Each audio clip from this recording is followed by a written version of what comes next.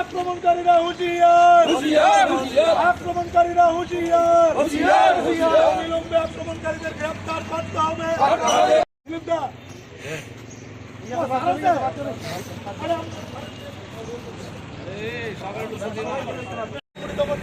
জবাব চাই, জবাব দাও। আক্রমণকারীরা হুঁশিয়ার, আক্রমণকারীরা হুঁশিয়ার। চলছেই চলবে, বিক্ষোভ চলছেই চলবে। এই বিএসটিতে বিক্ষোভ চাই, জবাব দাও।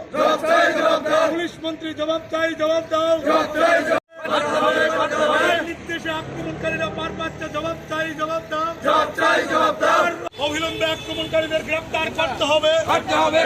অবিলম্বে পুলিশ সুপারকে ভূমিকা গ্রহণ করতে হবে।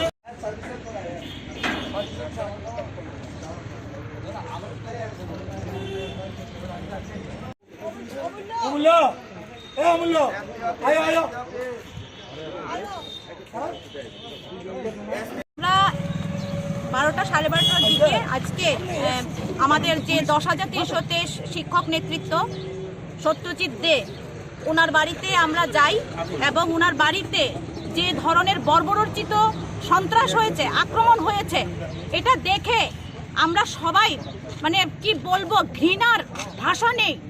ভোট শেষ হলো রাত্রে 10টার পরে ওনার বাড়িতে ঢুকে ওনার ছোট বাচ্চা, বাড়িতে বৃদ্ধ মা, ভাই, মিসেসরা আছেন, বাড়িতে ঢুকে মানে তছ নচ করে ফেলেছে একদম। বাড়িতে রান্নাঘরে ভাত ফেলে দিয়েছে, থালা বাসন সব কুপিয়ে এগুলোকে একদম তছনছ করে দিয়েছে। ঘরের মধ্যে কিচ্ছু রাখিনি, আলমারি থেকে গয়নাগুলি নিয়ে গেছে, কিছু টাকা ছিল সেগুলি নিয়ে গেছে। মানে বাড়ির অবস্থা বিভৎস অবস্থা। উনারা পালিয়ে প্রাণে বেঁচেছে। যদি উনারা থাকতেন ছোট বাচ্চা সহ প্রত্যেককেই আজকে মানে উনাদের লাশ আমরা দেখতে পেতাম। এত সন্ত্রাস।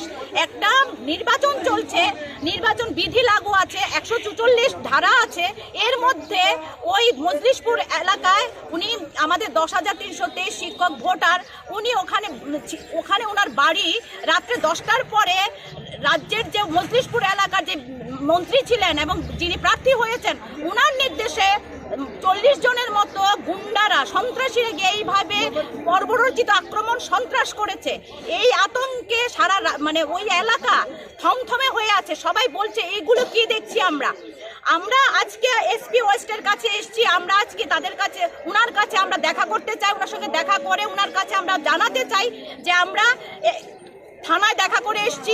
উনাদের বলেছি যে এফআইআর দেওয়া হয়েছে, 12 জনের নামে ধামে এফআইআর দেওয়া হয়েছে।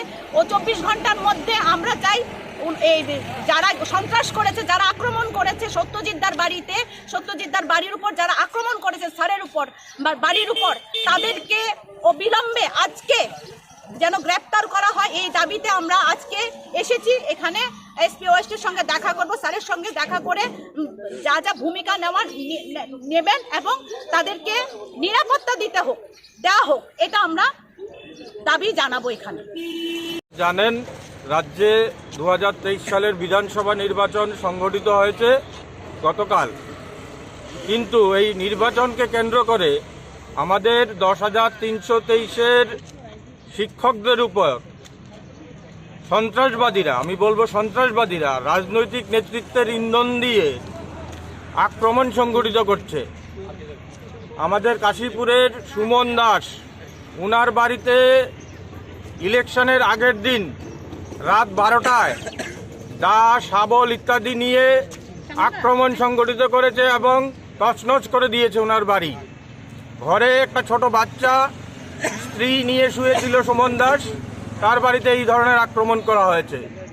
গতকাল যখন নির্বাচন বিধি লাগু রাজ্যে, নির্বাচন কমিশন যখন আপ্রাণ চেষ্টা করছে রাজ্যে একটা সুষ্ঠু পরিস্থিতিতে নির্বাচন সংগঠিত হোক, সে মতো অবস্থায় রাত্রি 10টার সময় রানীবাজার টাউন হলের পিছনে 10,323-এর শিক্ষক সত্যজিৎ দে, উনার বাড়িতে গোটা 40 জন সন্ত্রাসবাদী ওই এলাকায় 144 ধারা জারি থাকা সত্ত্বেও